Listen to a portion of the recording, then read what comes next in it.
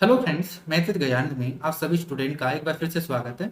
SSC CGL 2023 के लिए हम प्रीवियस ईयर क्वेश्चन सोल्व कर रहे थे मैथ्स के, जिसमें लास्ट क्लास में हमने 8 दिसंबर 2022 को जो शिफ्ट 1 का पेपर हुआ था वो हमने सोल्व किया था। आज की क्लास में हम स्टार्ट कर रहे हैं शिफ्ट 2 का पेपर। बिल्कुल एग्जाम अप्रोच से हम करेंगे, कैसे आपको एग्जाम में सोल्व करना है वो तरीका हम सीखने वाले हैं। ठीक है, इसमें 25 क्लासेस हो चुकी हैं। लगभग 20 क्लासेस से पहले मैंने आपको हर चीज समझाई है कि कैसे आपको बेसिक से करना है क्वेश्चन को और कैसे आपको एग्जाम में करना है। अब जैसे हम 25 क्लासेस के बाद में हम सीख रहे हैं केवल एग्जाम अप्रोच, क्योंकि आपके पास एक महीना बचा है और इस एक महीने में आपको कैसे एग्जाम में सोल्व करना है वो तरीका यहाँ पे सीखने को मिलेगा। ठीक है, तो स्टार्ट करते हैं। देखो, पहला क्वेश्चन आपसे पूछा गया है। पहला क्वेश्चन है कि एबीसी और पीक्यूआर में दे रखा है कि एबी और पीक्यू है वो इक्वल दे रखे हैं, बी और क्यू आपको एंगल सेम दे रखे हैं। पूछा है कि इसमें अगर एस से एस से दोनों ट्राइंगल कॉन्ग्रुएंट है तो बताना है कि यहाँ पे एक और चीज क्या होनी चाहिए। तो कॉन्ग्रुएंट के लिए क्या होता है, देखो एस से एस का बोला है साइड एंगल साइड, तो साइड इक्वल होनी चाहिए। तो बोल दिया कि ए बी और पी क्यू बराबर है, यानी ये वाले साइड है इसके बराबर है। बीच वाला एंगल आपको दे दिया, तो एक और साइड होगी वो कौन सी होगी, लास्ट वाली बी सी है वो क्यू आर के इक्वल होगी। तो बी सी है वो क्यू आर के इक्वल होगी, तभी क्या होगा, ये सर्वांशम होगा। नेक्स्ट सवाल देखो, सिंपल इंटरेस्ट का है कि अनुराधा है अपने पैसे को एक फर्म में निवेश करती है और मूल राशि पर 10 वर्षों में वो 3 गुना हो जाते हैं। तो बताना है कि रेट कितनी है। तो डायरेक्ट बताते हैं, यहाँ 3 गुना हो रहा है यानी ब्याज कितना मिलेगा, 1 रुपये पर अगर 3 गुना हो गया है 2 रुपये का ब्याज मिल रहा है। और कितने सालों में, 10 सालों में। इंटू 100 कर देंगे रेट के लिए, तो कितना आ गया यहाँ से 20% आगे की रेट। तो इतने रुपये मिल रहा है, 20 रुपये पर 10 रुपये पर 2 रुपये मिल रहे हैं, यानी कितना हो गया 20%। नेक्स्ट सवाल देखो, यहाँ से बोला है सी और डी संस्थानों में मिलकर पास होने वाले जो कैंडिडेट है उनकी संख्या है वो बी और ई से पास उपस्थित होने वाले कैंडिडेट की कुल संख्या का कितना परसेंट है। तो बोला है बी और ई में कितने पास हुए हैं। तो देखो बी में कितने पास हुए, यहाँ पे अपीयर हुए हैं ये और पास हुए हैं ये वाले। तो 20 और ई में बताना है, बी और ई में। तो ई में कितने पास हुए यहाँ से 18। तो 38 स्टूडेंट पास हुए हैं। और पूछा है, सॉरी सी और डी में पूछा है, सी और डी में पूछा है, सी में पास हुए 8 हैं और डी में कितने हैं 26 है, यानी 34 स्टूडेंट हैं ये पास हुए हैं। और अपीयर पूछा है बी और ई में, तो अपीयर कितने हुए यहाँ पे 24 और यहाँ पे 20, यानी 44 कैंडिडेट। तो 44 कैंडिडेट अपीयर हुए हैं और 34 स्टूडेंट क्या है पास हुए हैं। इनका परसेंटेज आपको बताना है। तो मुझे यहाँ से बताइए इसकी फ्रैक्शन कितनी आ गई, 17/22 आ गई क्या, 17/22 हो गई। अब देखो यहाँ से सोल्व कर देंगे अपन, इंटू 100 कर दो और यहाँ से सोल्व कर देंगे तो ये 50 हो गया, ये 11 हो गया। 50 इंटू 17 कर दो तो 8 दूनी 16 यानी 85, 850 डिवाइडेड बाई 11 हो गया। 11 से करेंगे 11 से 77, यहाँ से कितना बच गया 5 2 3 8, तो 77 पॉइंट समथिंग आने वाला है आंसर। तो आंसर क्या आ गया आपके पास, एक आ गया 77%। नेक्स्ट सवाल देखो, यहाँ से दो रेलगाड़ी हैं, दो ट्रेन आपको दे रखी है जो 48 किलोमीटर और 60 किलोमीटर पर आवर की स्पीड से एक दूसरे की तरफ चल रही है, यानी विपरीत दिशा का मतलब एक दूसरे की तरफ। तो विपरीत साइड में चल रही हैं। और जो स्लो चलने वाली ट्रेन है वो तेज चलने वाली ट्रेन में बैठे एक व्यक्ति को पार करने में 12 सेकंड लेती है। और पूछा क्या है, आपके डिस्टेंस पूछा। तो डिस्टेंस क्या हो जाएगी, यहाँ से उसकी लंबाई पूछी है तो डिस्टेंस हो जाएगी। स्पीड इनटू टाइम होती है, तो स्पीड तो क्या हो जाएगी, रिलेटिव स्पीड लेंगे। तो रिलेटिव स्पीड क्या हो जाएगी, तब दोनों एक तरफ आएंगे, विपरीत साइड में आएंगे, एक इस तरफ एक से। तो रिलेटिव स्पीड क्या हो जाती है, जुड़ जाती है यहाँ से। तो कितना हो जाएगा 60 और 6 108 हो गया क्या, 108 किलोमीटर पर आवर है। तो मीटर पर सेकंड में गुना कर देंगे, कन्वर्ट करेंगे तो 5/18 से गुना कर दो और टाइम कितना है 12 सेकंड। सोल्व कर देंगे यहाँ से, 18 पंजे 90, 18 से 8, 6 पंजे 30, 32 36, तो 360 मीटर है उसकी लंबाई होगी। नेक्स्ट सवाल देखो, एक दुकानदार है एक कुर्सी का मार्क प्राइस है वो निश्चित रखता है और दुकानदार है 15% का डिस्काउंट देता है। तो बताता है कि वो 1445 रुपये में बेचता है, मार्क प्राइस क्या है। तो 15% डिस्काउंट देने के बाद इतना बेचता है। 15% की फ्रैक्शन कितनी होती है 3/20, यानी 20 रुपये की चीज पर 3 रुपये का डिस्काउंट देता है तो कितने में बेचा, वो 17 रुपये में बेचा गया, यानी 1445 है। ये 17 यूनिट की वैल्यू है और मार्क प्राइस पूछा है, मार्क प्राइस कितना है 20 यूनिट। सोल्व कर देंगे यहाँ से, 17 से डिवाइड कर दो, देखो 17 6 102, 17 7 119 और 17 × 136, 136 और यहाँ से 4 और 8 बच गया 85 हो गया क्या, 17.85, 85 इंटू 20 कर दोगे तो कितना आ जाएगा 1700 आ जाएगा। नेक्स्ट सवाल देखो, यहाँ से एक कारखाने में अजय और विजय हैं, वो हीरे काटने की एक मशीन पर काम करते हैं लेकिन बारी बारी से काम करते हैं। पहले अजय है वो पहले घंटे काम करता है, फिर विजय काम करता है, इस तरीके से आगे काम करते हैं। अजय है वो 6 घंटे में, देखो बहुत बड़ा दे रखा लेकिन आपको काम काम की चीज चाहिए। अजय हैं वो 6 घंटे में और विजय हैं वो इसे 16 घंटे में कंप्लीट कर सकता है। अल्टरनेट तरीके से काम करते हैं, बारी बारी से करते हैं। टोटल काम कितने दिन में पूरा हुआ ये आपसे पूछा है, कितने घंटे में होगा। तो मुझे बताइए यहाँ से इनका टोटल वक्त मान लेंगे पर एलसीएम, तो यहाँ से एलसीएम मान लो तो 48 हो गया एलसीएम। तो 6 7 6 8 48, इसकी एफिशिएंसी आ गई 8, इसकी एफिशिएंसी आ गई 3। अब देखो 2 घंटे में पहले अजय करेगा, फिर विजय, फिर अजय, फिर विजय, इस तरीके से। तो 2 घंटे में कितना काम होगा यहाँ से, 8 और 3 11 यूनिट का। तो 2 घंटे में 11 यूनिट का काम होगा, हमें कितना चाहिए, 48 घंटे, 48 यूनिट का काम चाहिए। तो हम 48 के पास चलते हैं, यहाँ से दोनों तरफ 4 से गुना करते हैं, यानी 8 घंटे में कितना काम हो गया, 44 यूनिट का। कितना काम हो गया, अब चाहिए कितना और, 4 यूनिट का काम और चाहिए। तब कौन आएगा, पहले काम कौन कर रहा था, अजय कर रहा था। तो अजय है वो 1 घंटे में 8 यूनिट का काम कर रहा है, हमें कितना चाहिए, 4 यूनिट का चाहिए। यानी 1 घंटे में 8 यूनिट का कर रहा है, तो आधा काम कितना में लगेगा, आधा घंटा लगेगा फिर उसको। तो आधा घंटा और लग जाएगा, इसमें वो 4 यूनिट और काम कर देगा, तो 48 यूनिट हो जाएंगे। यानी टाइम कितना लगना है, 8.5 घंटे। नेक्स्ट सवाल देखो यहाँ से, एबीसी और डीएफ है, इसमें दे रखा है कि ए है वो 55 डिग्री है। तो इस तरीके से है कि ए बी और सी है, इसमें ए है वो 55 डिग्री है, ए बी है वो डी ई के इक्वल है, यानी ए बी और डी ई, ये डी, ये ई और एफ हो गया। ठीक है, इसमें बोल दिया ए सी है वो डी एफ के, ए सी है वो डी एफ के इक्वल है, ई है 45 डिग्री दे रखा है, सॉरी 85 डिग्री दे रखा है, एफ है वो 40 डिग्री दे रखा है। तो मुझे बताइए 85 है, ये 40 है, तो यहाँ पे ये वाला एंगल कितना हो जाएगा, 8 और 4 12, तो 125, तो 180 में से 25 घटा दो 130, और यहाँ से 55 डिग्री आ गया क्या। अब देखो ए है वो डी के समान है, यहाँ पे दो साइड इक्वल देती है, तो एस ए एस से क्या हो जाएगा, एस से क्या हो जाएगा, ये कॉन्ग्रुएंट हो जाएगा क्या आपके पास। नेक्स्ट सवाल देखो यहाँ से, जोन है वो 250 किलोमीटर है, 50 किलोमीटर पर आवर की स्पीड से, 350 किलोमीटर है, 70 किलोमीटर पर आवर की स्पीड से चलता है। एवरेज स्पीड बतानी है, एवरेज स्पीड क्या होती है, टोटल डिस्टेंस, टोटल डिस्टेंस तो कितनी हो गई, 3 2 5 और 600, तो 600 किलोमीटर। टोटल टाइम निकालना है, टोटल टाइम कितना होगा, देखो 250 किलोमीटर है, 50 किलोमीटर पर आवर की स्पीड से चलेगा तो कितना घंटे लगेंगे, 5 घंटे। और यहाँ से 350 किलोमीटर है, 70 किलोमीटर पर आवर की स्पीड से चलेगा तो कितने घंटे लगेंगे, 5 घंटे। तो डिवाइडेड बाई 10 करेंगे तो कितना आ जाएगा यहाँ से, 60 किलोमीटर पर आवर। तो इसी तरीके से आपको करना है। बहुत अच्छा सवाल, देखो ये बहुत ही कैलकुलेटिव सवाल है, और इसका एक यूनिक तरीका है, बस उसी तरीके से होता है ये सवाल। ये वैसे मेंस में पूछा गया सवाल है, शायद 2017 या 2018 में पूछा गया सवाल था ये। ठीक है, उसी को कन्वर्ट करके यहाँ पे पूछ लिया है प्री में। ठीक है, तो इस टाइप का सवाल जब आता है ना यहाँ से, तो एक अटेम्प्ट में आप छोड़ दिया करोगे, लास्ट में जब टाइम बचे ना तभी किया करो, क्योंकि जब नया क्वेश्चन आएगा तो आपको टाइम ज्यादा लगने वाला है उसमें, तो टाइम वेस्ट नहीं करना पहले अटेम्प्ट में, पहले अटेम्प्ट में वही क्वेश्चन करना है जो आपको आते हैं। अब देखो y की वैल्यू आपको दे रखी है 1 + √3 + √4, यानी इसको तो मैं क्या लिख सकता हूँ, 2 लिख सकता हूँ, यानी y इक्वल टू क्या बन गया आपके पास, 3 + √3 बन गया क्या, ये बन गया। अब आपको ये वैल्यू चाहिए पूरी की पूरी, इसमें केवल एक यूनिक तरीका है, बस उसी से सोल्व होगा। अब जैसे y की वैल्यू आ गई तो मैं यहाँ से y की वैल्यू पुट कर देता हूँ, यहाँ y की वैल्यू पुट करूंगा तो क्या बनेगा, 3 + √3 है, इसको 28 से गुना करना पड़ेगा, -84 तो है, 28 या 84 है, ये तो कट जाएगा, और ये बन गया क्या यहाँ से 28 √3 बन गया क्या पूरा का पूरा। यानी लास्ट के 2 टर्म्स हैं वो क्या बन गए, 28 √3 बन गए। ये वाले टर्म है, इसका मान कितना आ गया, 28 √3 आ गया। अब हमें ये वाले टर्म्स चाहिए, इसका मान निकाल लेते हैं। तो इसको सोल्व करेंगे तो कैसे करेंगे, यहाँ पे कुछ कॉमन आ रहा है तो कॉमन ले लो, देखो यहाँ से 2y की पावर 4, y की पावर 2 है, y² कॉमन आ गया, तो बचेगा क्या यहाँ से, y² - 4y - 6, सॉरी यहाँ पे 3, ये y² तो कॉमन आ गया, ये बच गया। अब देखो y² - 4y - 3 है, तो मैं इसको क्या लिख सकता हूँ, y² - 4y है ना, इसको मैं स्क्वायर बना दूँ तो y - 2 का होल स्क्वायर बनेगा। और हमें क्या चाहिए यहाँ पे, +4 चाहिए, तो +4 मैंने यहाँ पे ले लिया, तो -4 करना पड़ेगा, तो -4 और -3 बन के क्या बन जाएगा, -7 बन जाएगा। ये बाहर 2y का स्क्वायर चल ही रहा है।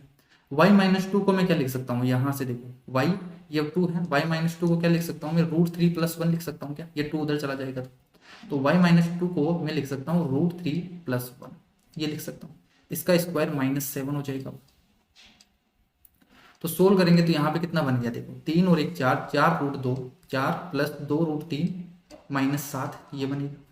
क्लियर है। इसी तरीके से यहाँ पे 2y² तो ये चल रहा है, तो क्या यहाँ से 2y² की वैल्यू भी निकाल ले क्या अपन, 2y² की वैल्यू यानी y² की निकाल ले, तो y² क्या बनेगा, देखो 3 का स्क्वायर + 3 का √3 का स्क्वायर करेंगे तो 9 और 3 12, 12 + 6 √3 बनेगा क्या, ये बन गया आपके पास।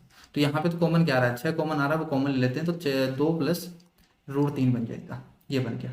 तो 2 × 6 है, ये तो बाहर बन गया 12, और y² की वैल्यू मैंने यहाँ से पुट कर दी, वो कितनी है 2 + √3, ये बन। और यहाँ से जब सोल्व करेंगे तो देखो कितना बनेगा, ये बनेगा 2√3 - 3 बनेगा क्या, क्लियर। यहाँ से मैं √3 कॉमन ले लूँ, अगर √3 कॉमन ले लेता हूँ बाहर तो क्या बन जाएगा, ये 2 माइनस √3 बनेगा क्या, इसकी वैल्यू आ गई आपके पास √3 इंटू 2 माइनस √3, तो ये आ गया 2 माइनस √3।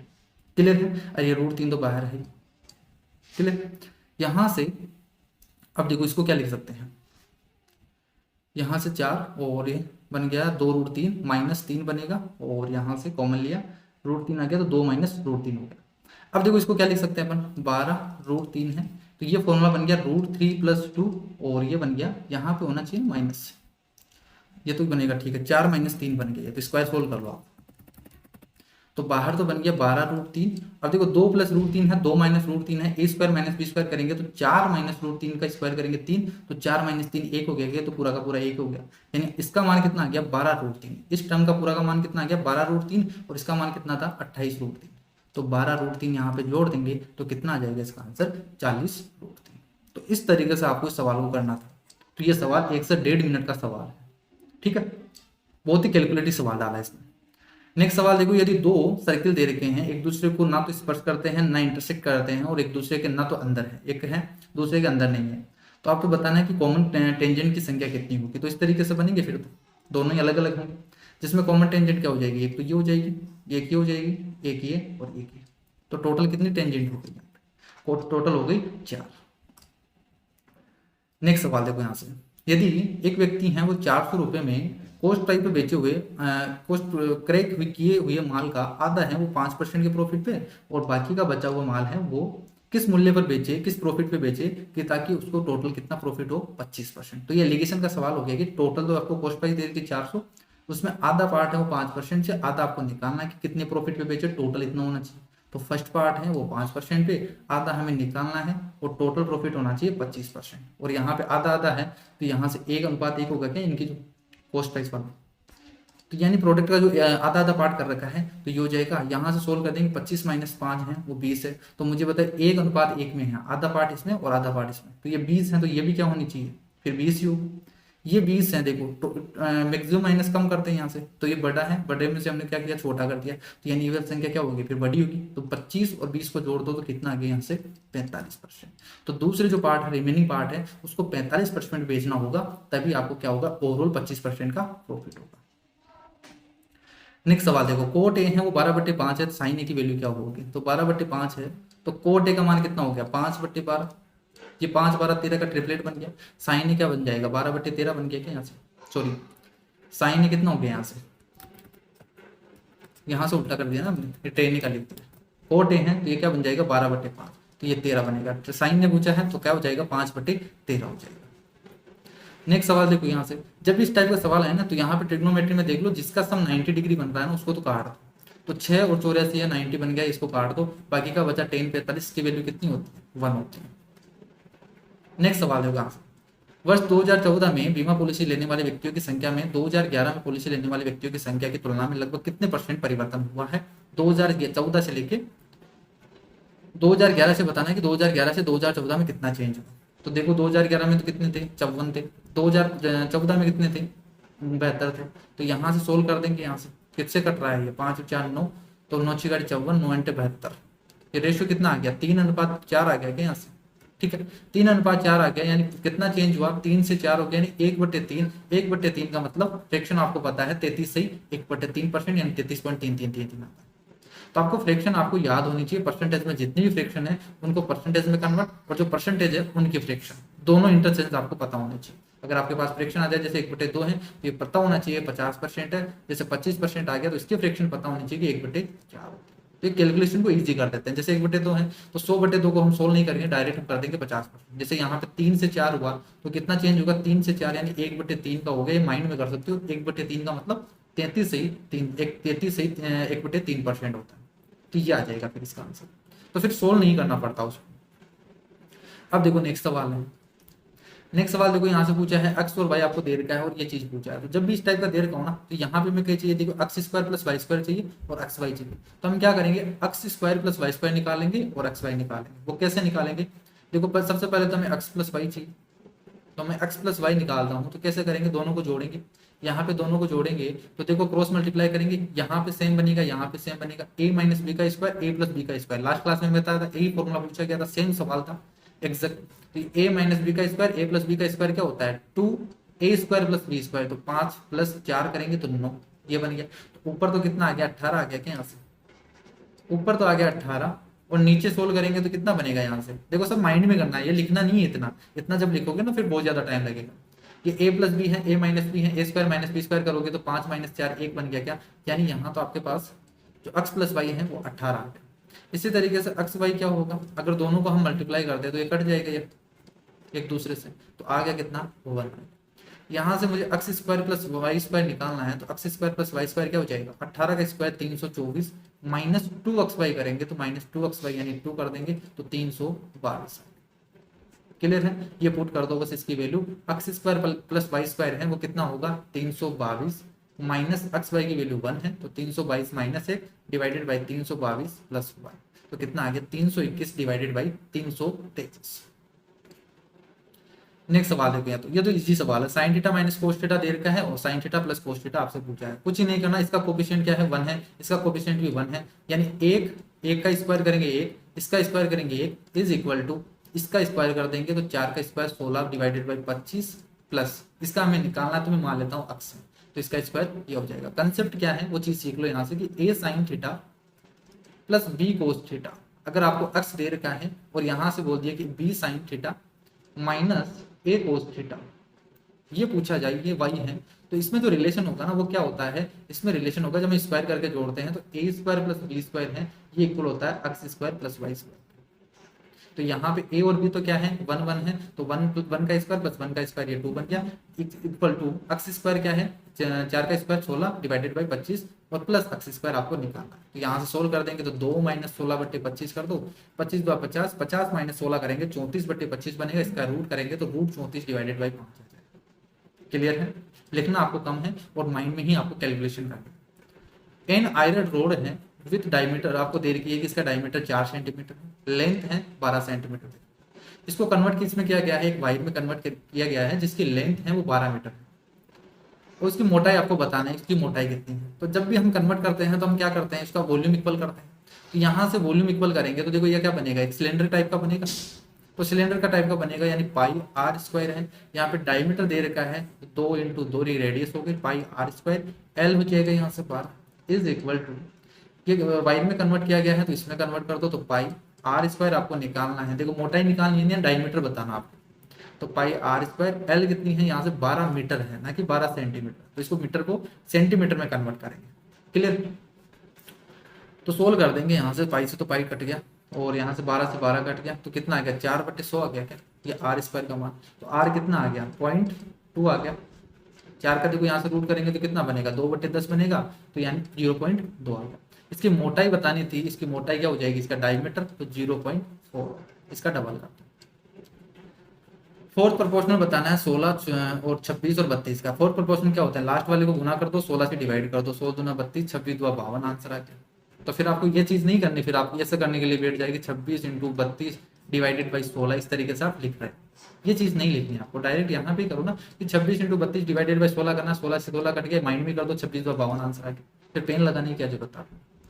नेक्स्ट सवाल देखो, ये सवाल अब इसको लिखना वगैरह नहीं है, जैसे आपने स्क्रीन पे देखा डायरेक्ट देखा कि टेन अल्फा प्लस बीटा आपको √3 दे रखा है, यहाँ से डायरेक्ट ही आ गया आपके पास कि अल्फा प्लस बीटा है वो 60 डिग्री है, टेन अल्फा माइनस बीटा 1 है, यानी अल्फा माइनस बीटा की जो थीटा की वैल्यू होगी वो क्या होगी 45 डिग्री, तभी 1 पॉसिबल होगा। पूछा है इसमें 6 अल्फा पूछा है, टेन 6 अल्फा का मान क्या होगा, ये तो पूछा है, यानी अल्फा चाहिए, तो जब a plus B A minus B दे रखा हो तो a चाहिए, तो क्या करते हैं इसको जोड़ के 2 से डिवाइड कर दो, तो 6 और 4 10 यानी 105 डिवाइडेड बाई 2 है, ये अल्फा हो। यहाँ से टेन 6 अल्फा पूछा है, यानी टेन 6 अल्फा करेंगे तो 105 डिवाइडेड बाई 2 इंटू 6 कर देंगे, तो 3 से करेंगे तो कितना आ जाएगा, यहाँ से 315 डिग्री आ गया है। अब टेन 315 डिग्री आया है, अब आपको चेक करना पड़ेगा कि कौन से क्वाड्रेंट में है। जैसे यहाँ से 315 को मैं क्या लिख सकता हूँ, ये 360 माइनस 45 लिख सकता हूँ क्या इसको, 360 का मतलब देखो ये फर्स्ट क्वाड्रेंट, सेकंड, ये थर्ड, ये फोर्थ, यहाँ पे होगा 360, ये 0, ये 90, ये 90 हो गया, और ये 270 हो गया, ये 360 हो गया। ठीक है, 90-90 से चलेंगे, सॉरी यहाँ से इस तरीके से होगा, 0 हो गया, ये 90 हो गया, ये 180 हो गया, और ये 936 हो गया। ठीक है, या तो इसी तरीके से मान लो, ठीक है, इस तरीके से नहीं, यहाँ से होगा 0, ये 90, ये 180, ये 270, और इसी को क्या कर सकते हैं, 0 को क्या लिख सकते हैं 360, इस तरीके से होगा। ठीक है, तो यहाँ से बोला 360 माइनस 45 डिग्री है, तो देखो कौन से क्वाड्रेंट में जाएगा, ये 360 माइनस है तो पीछे वाले में जाएगा, अगर प्लस होता है तो फर्स्ट में चला जाता, तो ये फोर्थ क्वाड्रेंट में चला गया क्या, तो फोर्थ क्वाड्रेंट में तो क्या होता है, यहाँ से ऑल स्कूल टीचर क्रेडिट यानी कोस और से क्या होते हैं यहाँ पे पॉजिटिव होते हैं, बाकी के सभी ट्रिग्नोमेट्रिक फंक्शन है वो नेगेटिव होता है। तो यहाँ पे 10 है तो 10 क्या होगा, नेगेटिव ही होगा, तो नेगेटिव होगा 10 45 लिख सकते हैं क्या इसको, देखो 10 पाई माइनस हो गया, तो यहाँ पे कितना बनेगा 10 45 ही हो गया, 10 45 का मान कितना होता है 1 होता है, और यहाँ पे फोर्थ क्वाड्रेंट में है तो माइनस आ जाएगा ना कि प्लस हो, तो आंसर क्या आएगा -1। तो आपको एक क्वाड्रेंट का पता होना चाहिए। ठीक है, यहाँ पे 0 90 180 और 270 ये 360 हो गया, इस तरीके से रोटेट होता चलता। नेक्स्ट सवाल देखो, यहाँ से p + 1/p पूछा, अगर ये आपको दे दिया हो तो यहाँ से हम क्या कर सकते हैं, देखो इसी को मैं क्या लिख सकता हूँ, इसका उल्टा कर दो तो ये बन जाएगा p² - 5p + 1 / 2p = 10 है क्या, इस 2 को तो मैं उधर भेज देता हूँ, 20 बन गया, और यहाँ से डिवाइड कर दो, देखो p से डिवाइड कर दो तो ये बनेगा p, और यहाँ से 1/p बन गया, ये तो बन गया हमें चाहिए जो, और -p से p कट गया तो -5 = 20, ये उधर जाके कितना बन गया 2500। सिंपल सवाल। नेक्स्ट सवाल देखो, आपसे बोला है कि एक डिवीजन में डिविजर है वो 10 टाइम है क्वोशिएंट का और 4 टाइम है रिमाइंडर का, और आपको दे रखा है कि रिमाइंडर 45 है, तो आपको डिविडेंड बताना है। तो इस तरीके से मैं बोल दूं, ये अगर डिविजर है, ये क्या है, रिमाइंडर आपको दे रखा है 45 है, तो रिमाइंडर का कितने गुना है 45 से, और रिमाइंडर का 4 गुना है। ठीक है, क्या है भाजक, यानी कि जो डिविजन है वो 4 गुना है, तो 45 × 90 और 90 × 180, तो ये हो गया आपके पास डिविजन। और क्वोशिएंट है, और क्वोशिएंट का कितना है, ये 10 गुना है, तो मुझे बताइए यहाँ पे क्वोशिएंट कितना होगा 18 होगा, तो 18 का 10 गुना 180 हो गया। ठीक है, और आपसे पूछा है यहाँ पे डिविडेंड कितना होगा, तो डिविडेंड क्या हो जाएगा 180 × 18 कर दो तो 324, और 0 को तही, और इसमें 45 और जोड़ दो कितना हो जाएगा 32 85 आ गया क्या इसका आंसर। नेक्स्ट सवाल देखो, यहाँ से स्कूल डी तथा ई में डी तथा ई से खेल एल में भाग लेने वाले खिलाड़ियों की जो संख्या है ना, वो आपको बताना है कि स्कूल एच और आई से खेल एम में भाग लेने वाले खिलाड़ियों की संख्या से कितने % कम है। तो सबसे पहले तो ये निकालो कि डी और ई में एल से भाग लेने वाले खिलाड़ियों की संख्या कितनी है, तो डी और ई में एल से लेने वाले भाग कितने कैंडिडेट है यहाँ पे 8 और 6 14, यानी 15 150 खिलाड़ी। ठीक है, ये इतने। और एच और आई से एम में भाग लेने वाले, एच और आई से एम में भाग लेने वाले यानी 180 हो गया, 190 और 108 और 6 14 194 194 हो गया। पूछा है आपसे भाग लेने वाले खिलाड़ियों की संख्या से कितना कम है, तो मुझे बताइए यहाँ पे कितना कम है, ये यहाँ से 44 कम है, किससे 194 से। क्लियर है, इनटू 100 कर देंगे, परसेंटेज में पूछा है, डिवाइड कर दो, देखो यहाँ से सोल्व कर लेते हैं, तो 22 डिवाइडेड बाई ये बनेगा 9 दूनी 18 और 7 दूनी 14। तो देखो फ्रैक्शन क्या बन गई यहाँ से 22/97 है क्या, तो यहाँ से अप्रोक्सीमेशन में हम चलते हैं। देखो अगर ये 100 होता तब क्या आता आपके पास 22 आंसर आता, तो ये 100 से कम है तो ये 22 से थोड़ा सा ज्यादा ही होगा, तो 22 से थोड़ा सा ज्यादा कौन सा आंसर है, एक ही ऑप्शन है 22.68। ये 26 तो बहुत ज्यादा चला गया, अगर ये 24 23 भी होता ना तब हम पूरा सोल्व करके चेक करते हैं, लेकिन ये तो 26 चला गया, 25 से भी बहुत ज्यादा है, तो वो तो चेंज नहीं हो सकता, इतना तो नहीं आएगा। ये दोनों ऑप्शन वैसे भी बहुत ज्यादा है, तो ये वैसे कट गए।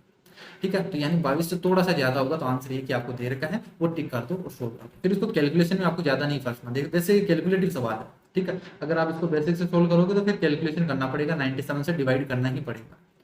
अगर आप इस तरीके से बेसिक से करोगे, 22 तो है उसको 97 से करोगे, 97 को आप चेक करोगे, यहाँ से सोल्व करोगे, तो फिर ये कैलकुलेशन है ना आपकी 1 मिनट खा जाएगी, तो फिर इतना टाइम क्यों लगाना, आपके पास ऑप्शन ही दूर दूर दे रखे हैं, ये वैसे नहीं हो सकता, ये नहीं हो सकता, और यहाँ से 22 से थोड़ा सा ही ज्यादा है, ये तो और ही ज्यादा है, तो ये भी नहीं हो सकता फिर, तो फिर एक ही ऑप्शन हो, फिर कैलकुलेशन क्यों करना। अगर कैलकुलेशन हार्ड देगा तो फिर ऑप्शन भी उसी तरीके से देगा, थोड़ा सा इजी दे देगा ताकि स्टूडेंट कर सके। अगर एग्जामिनर को भी पता है कि अगर नहीं कर पाएंगे तो कोई भी स्टूडेंट नहीं कर पाएगा, ज्यादा कैलकुलेशन दे देगा, तो कुछ ना कुछ पार्ट ऐसा छोड़ता है उसमें कि वो क्वेश्चन इजी बन जाता है। अगर ऑप्शन हार्ड दे देगा ना, पास पास में दे देगा, फिर वो क्वेश्चन है ना बहुत कैलकुलेटिव बन जाएगा, फिर किसी भी स्टूडेंट से नहीं होगा वो एग्जाम में, तो फिर उसको क्वेश्चन का देने का मतलब क्या है, वो तो सभी के नहीं आएगा वो नंबर, इसलिए वो क्या करता है ऑप्शन में कर देता है, थोड़ा सा इजी बना देता है ऑप्शन। एस आपको बताना है, तो देखो एस तो क्या होगा, यहाँ से इनमें कॉमन देख लो, देखो कॉमन क्या आ रहा है, तो देखो यहाँ से मैं चेक कर लेता हूँ कि डिवाइड करके देख लेता हूँ ऑप्शन से। देखिए यहाँ से सबसे बड़ी एचसीएफ क्या होता है, सबसे बड़ी संख्या, तो मैं 8 से चेक करता हूँ जिससे पहले पर, क्योंकि बड़ी बड़ी संख्या होगी इनमें से ऑप्शन में से। तो जैसे 8 से चेक करता हूँ, ये सभी संख्या 8 से डिविजिबल होनी चाहिए। तो 8 यानी 8 से मैं 4 से चेक कर लेता हूँ, पहले 4 पंजे का 20, और यहाँ से तो 4 से डिविजिबल नहीं हो रही, तो 8 से कहाँ से होगी फिर, ठीक है। तो 4 से नहीं हो रही तो 8 से भी नहीं होगी, और 2 से तो हो रही है सभी की सभी संख्या। 6 से भी चेक कर लेते हैं, देखो 3 यहाँ पे सम बन रहा है 3 का, 3 से डिविजिबल है, ये भी सम से है। और यहाँ पे कितना बन रहा है 6 और 2 6, और यहाँ पे कितना बन गया 2 और 3 9 बन रहा है, तो ये भी 3 से डिविजिबल है। तो 3 और 2 से डिविजिबल है यानी 6 से डिविजिबल है, तो 80 क्या हो जाएगा फिर 6 ही हो जाएगा, ना कि 2। वैसे 2 से पूरी तरह डिविजिबल है लेकिन वो छोटी संख्या है, आपसे बोला हाईएस्ट कॉमन फैक्टर बताना है, तो ऐसे क्या हो जाएगा 6 हो जाएगा। बाकी आप यहाँ से कॉमन लेके भी कर सकते हो, जैसे मैंने पहले 2 कॉमन ले लिया, 2 कॉमन दिख रहा है 2 कॉमन ले लिया, फिर 3 भी दिख रहा है तो 3 और 2 यानी मैंने 6 कॉमन ले लिए, और यहाँ पे क्या बनेगी फिर को प्राइम नंबर बचेगी, यानी उस पर कुछ कॉमन नहीं आना चाहिए फिर कॉमन लेने के बाद। 24 नंबर का क्वेश्चन देखो, total selling price of article P and Q is what percent of total selling price of article R S and T.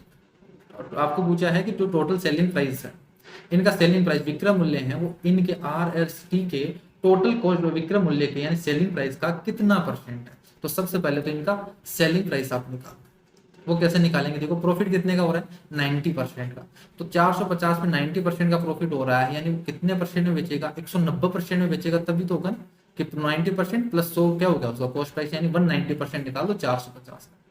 तो 450 का 190% निकालेंगे तो 0 और 0 वो तो परसेंट से कट गया, तो ये आ गया आपके पास कॉस्ट इसका सेलिंग प्राइस। इसी तरीके से 250 है, 250 पे 100% का प्रॉफिट हो रहा है, नहीं 250 का ही प्रॉफिट हो रहा है, बेचेगा कितने में, 500 रुपए में बेचेगा।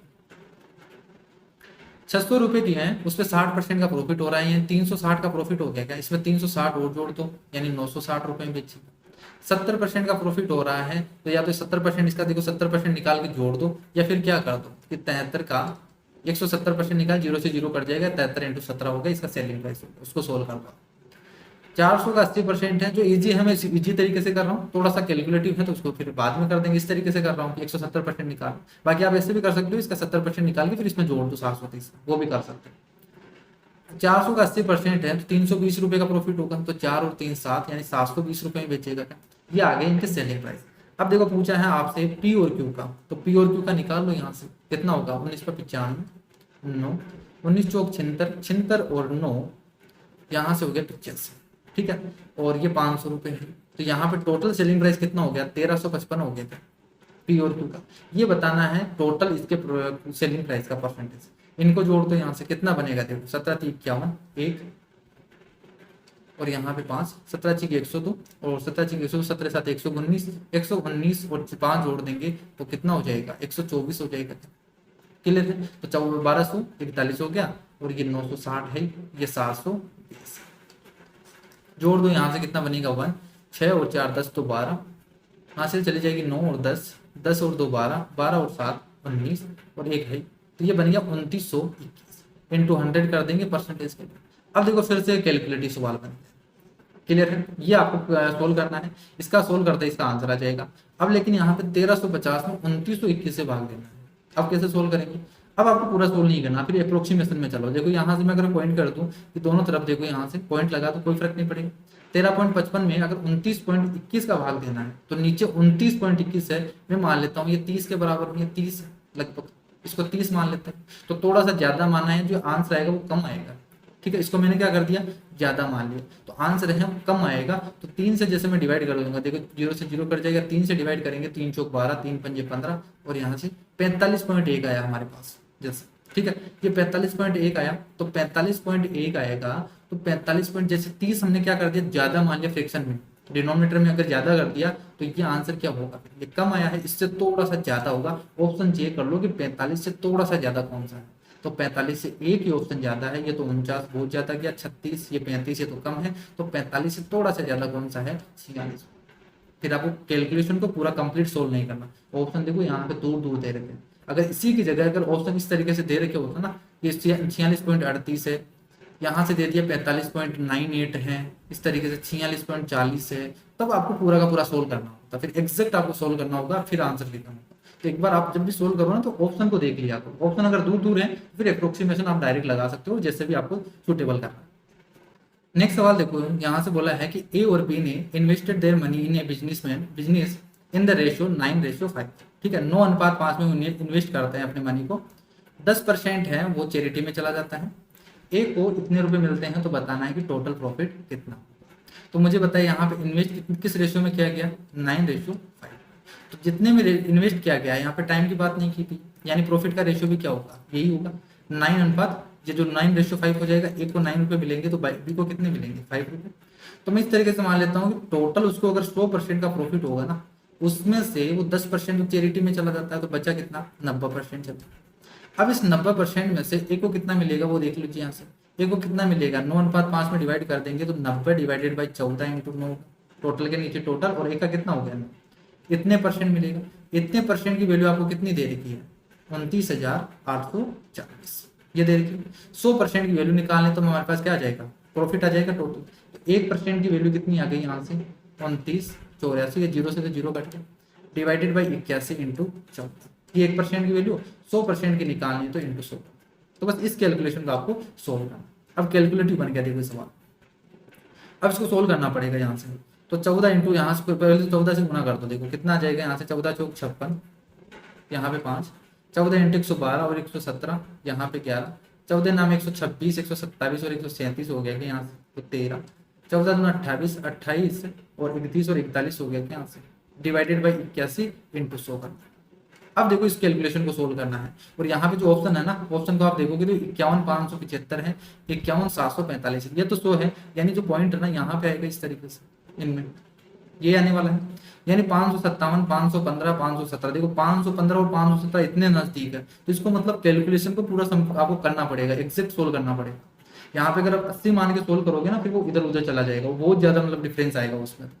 तो यहाँ से देखो पूरा सोल्व करेंगे तो कैसे करते हैं, अगर यहाँ पे सीख लो कि जब भी आपको कैलकुलेटिव सवाल दिया जाए तो यहाँ पे हम डिवाइड कैसे करते हैं, बड़ी से बड़ी संख्या से। जैसे 81 है तो इसके टेबल तो हमें आती नहीं है, तो सोल्व कैसे करेंगे, देखो सबसे पहले तो सेकंड वाले डिजिट को हटा, ये हटा दिया, एक को। तो अब 8 का देखो, 8 से डिवाइड करेंगे तो 8 पंजी 40, बचा कितना, 1, यानी बन गया यहाँ पे 17। अब इस 17 में भाग नहीं देना 8 का, आपको क्या करना, 17 में से पहले 5 इंटू 1 जो हमने काटा ना उसको गुना करो, देखो 5 इंटू 1 तो 5 बन गया, इस 5 घटा दो, 17 में से 5 घटा देंगे, यानी कितना बचा, 12। अब इस 12 में भाग देना है यहाँ से, तो 8 एकम 8, एक बार चला जाएगा, क्लियर है, कितना बचा, 4 बचा, तो इस 47 बन गया। ये 47 बचा, 47 में भाग नहीं देना, क्या करना है, 1 इंटू 1 ये कम कर दो, बचा कितना, 46। अब इस 46 में भाग देना, तो 8 पंजी 40, बचा कितना, यहाँ से 6 बचा, क्या 66, तो 66 बचा। 66 में से अब क्या करेंगे, 5 कम करेंगे, तो 66 में से 5 कम करेंगे तो 61, ये क्या आता है, रिमाइंडर, ये लास्ट वाला हो गया आपके पास, ये रिमाइंडर आ गया। अब आगे सोल्व करना है तो फिर पॉइंट लगाना पड़ेगा, ये पॉइंट लगा दिया, ये रिमाइंडर बच गया आपके पास 61। अब सोल्व करो, देखो 61 बचा ना, 61 के 8 से डिवाइड कर दो 61 को, तो 8 20 64 होगा, तो 8 7 56 करेंगे, कितना बचेगा, यहाँ से 5 बचेगा, ये 5 बचेगा, पॉइंट तो लगा दिया, यानी 50 बनेगा। अब इस 50 में भाग नहीं देना, क्या करना है, 7 को गुना करो यहाँ से 1, और इसमें से 7 कम कर दो, 43। अब इस 43 में भाग देना है, तो 8 से डिवाइड कर देंगे, 8 पंजे 40, फिर 3 बच गया, ये 30 हो गया। अब 30 में भाग नहीं देना, 5 कम करना है 25, फिर 8 या 24, यहाँ पे 24, फिर 1 बचेगा, ये 10 बन गया। अब 10 में भाग नहीं देना, 3 कम करना है, 3 कम करना है तो 7, यहाँ 7 बचे, 7 नहीं जा रहा हूँ, इसका मतलब यहाँ से पहले जो हमने किया ना उसको हम क्या करेंगे, 4 बार ही लेंगे, तो जब यहाँ पे बच जाता है ना उसमें भाग जाना चाहिए फिर आपके पास। तो आपको तो इतना ही करना है, ठीक है, यहाँ पे पॉइंट तक ही सोल्व करना है, तो कितना बनेगा, 515.75 बन रहा है आपके पास। तो बस यही तो काम था ना, ये पूरा सोल्व करने मैंने बता दिया, पॉइंट में आप आगे भी कर सकते हो वैसे। तो ये तो आगे आपके पास 515, यही हमें चाहिए थी, क्योंकि 557 है, 515 है, यहाँ पे 575 है, 500। तो हमें क्या चाहिए, यहाँ से 515.75 है, 100 से गुना करेंगे तो क्या जाएगा, 500, ये आ गया 51,575। क्लियर है, तो ये आपको ये तरीका भी आना चाहिए डिवाइड करने का, ठीक है, बहुत ही स्पेशल है, और इस तरीके से आप अपना टाइम बचा सकते हो। अगर इस तरीके से आप करोगे ना, डायरेक्ट 81 का फिर भाग दोगे, फिर सोल्व करोगे, फिर उसमें टाइम ज्यादा लगेगा। तो आई होप आपको ये 25 के 25 सवाल हैं वो अच्छी तरीके से समझ में आए होंगे। इस शिफ्ट में थोड़े से 3 से 4 क्वेश्चन थे जो बहुत ही ज्यादा कैलकुलेटिव थे, ठीक है। अगर आप खुद सोल्व करोगे ना यहाँ पे इन सवालों को, तो बहुत ज्यादा आपको कैलकुलेटिव लगेंगे, देखने में तो इजी लगेगा आपको, ये तो सिंपल है, उसमें तो कोई ज्यादा दिक्कत नहीं आ रही, लेकिन जब खुद सोल्व करोगे ना उसमें आपको लगेगा कि रियल में ये कैलकुलेटिव सवाल, ठीक है।